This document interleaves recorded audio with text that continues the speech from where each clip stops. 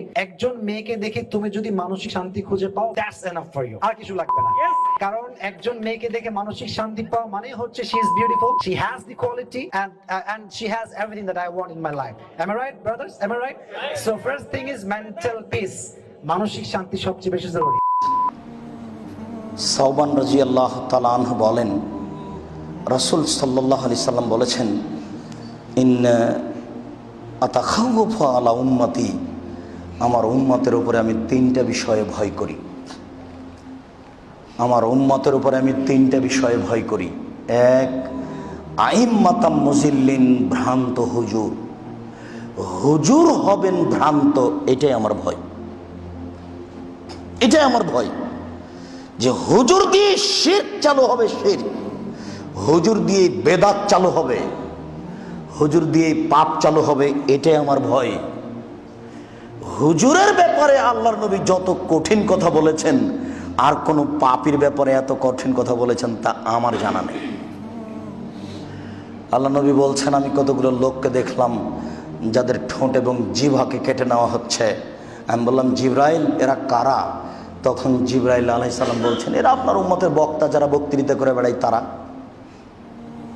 পৃথিবীর কোনো মানুষের, কোনো পাপীর, সে যত বড়ই পাপ করুন না কেন, তার ঠোঁট জিহ্বা কেটে নেওয়া হবে না হুজুর ছাড়া, সে যত বড়ই পাপ করুন। আল্লাহ নবী বলছেন, দেখি একটা লোককে পাথর দিয়ে মাথা ফাটিয়ে দেওয়া হচ্ছে। আমি বললাম, ঘটনা কি, এ কে? তখন জিবরাইল বলছেন, উনি হচ্ছেন হুজুর, তার মাথা ফাটিয়ে দেওয়া হচ্ছে।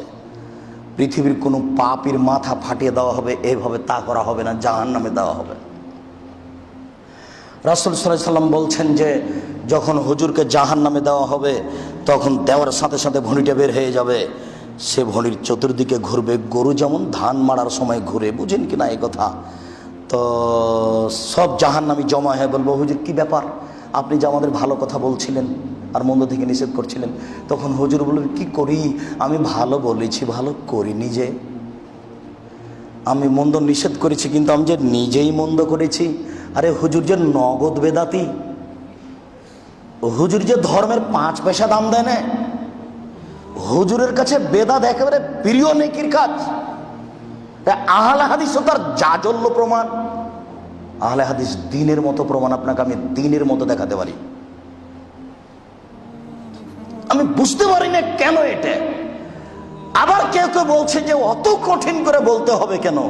কঠিন করে বললে ভাত হয়, ভাত বন্ধ হয় না। আমি আব্দুর রাজ্জাক খাকসার তার জাজল্য প্রমাণ।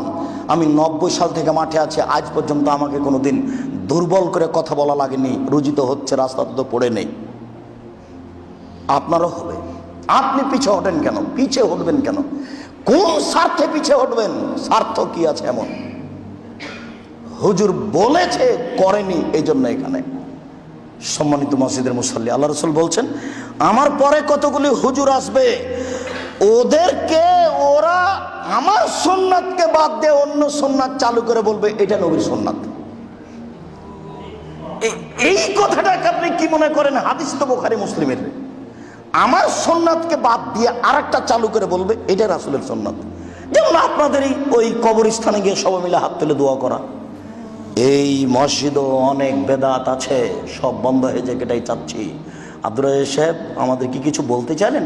না, আমি বলতে চাচ্ছি না, তবে যা হচ্ছে তা ছেড়ে দেওয়ার জন্য আন্তরিকভাবে অনুরোধ করছি। আপনি ছেড়ে দিতে বাধ্য।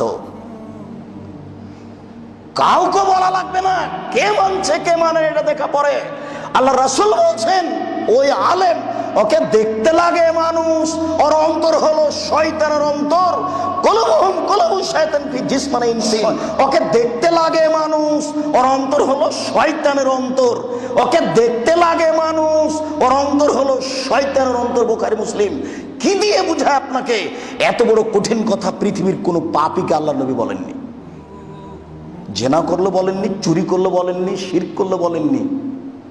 আল্লাহ নবী বলছেন, হুজুরকে দেখতে লাগে মানুষ, হুজুরের অন্তর শয়তানের অন্তর। কি বুঝলেন আপনি? হাদিস তো বুখারী মুসলিমের। 3 শ্রেণীর মানুষ দিয়ে জাহান্নাম চালু হবে উদ্বোধন। তার এক শ্রেণীর মানুষ হলো হুজুর।